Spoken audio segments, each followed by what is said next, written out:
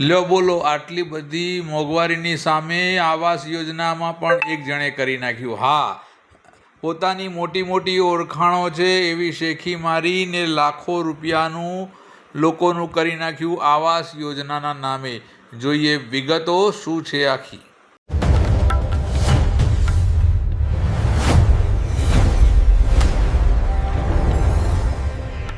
Bodakdev police સ્ટેશનમાં 2 ફરિયાદ દાખલ કરવામાં આવી છે, 105 અને 106, જેમાં અલગ અલગ બંને દિનેશભાઈ ભાઈલાલભાઈ મકવાણા છે, એ વિરમગામના છે, અને બીજા છે રાજેશભાઈ ઉર્ફે રાજુભાઈ વાડોદરા છે, એ ત્યાંના અમદાવાદના રહેવાસી છે.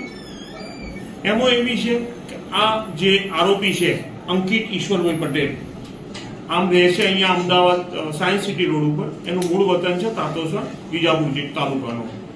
એણે એવું આ જે લાભાર્થી મતલબ લેવાવાળા મકાનો હતા પબ્લિક વાળા, એમને એવું જણાવ્યું કે ભાઈ કોર્પોરેશનનો મારી ઓળખાણ છે અને ઓડાના જે મકાનો મુખ્યમંત્રી આવાસના જે મકાનો બને છે એમાં હું તમને મકાનો અપાવી શકીશ એમ કરી અને પબ્લિક પાસેથી કે જે લેવા માંગતા હતા એ લોકો પાસેથી અલગ અલગ રકમ ઉઘરાવી લીધી છે.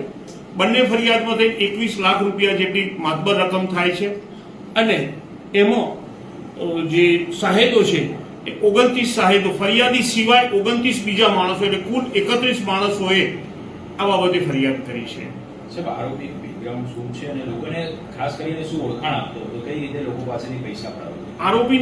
આરોપીએ લોકોને એવું કહ્યું છે કે કોર્પોરેશનમાં મારી ઓળખાણ છે અને મુખ્યમંત્રી આવાસમાં તમને મકાનો શ્યોર મળી જશે. એ રીતે એણે ત્યાં બધાને લોભાવણી જાહેરાતો મતલબ જે આપ્યું છે કે લાલચ આપી અને આ પૈસા ઉઘરાવી લીધા છે. સાહેબ, લોકોને ટાર્ગેટ કઈ રીતે કરતો હતો?